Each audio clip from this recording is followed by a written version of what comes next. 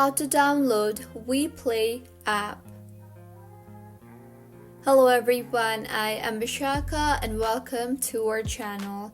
I will take you through the step-by-step process on how to download WePlay app. Now, let's get right into the tutorial. In order to download the application, firstly make sure you are connected to a proper working internet connection. And now, go ahead and open App Store on your device. Tap on the search bar there and search for WePlay app, and then tap on the WePlay option. Now, if you have previously downloaded the application, you will see the download button with little cloud-like icon. So tap on that for the download to begin, and if you have not downloaded the application previously, you will see the Get button.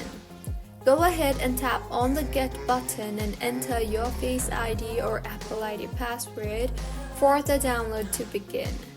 Wait for the download to complete, and once downloaded, launch the application by simply tapping on the Open option you see there, and this is how you can download WePlay app. If you find this tutorial helpful, please like the video and do comment if you have any queries. Also, do subscribe to our channel Lock and Shines for similar helpful tutorials. See you on the next one.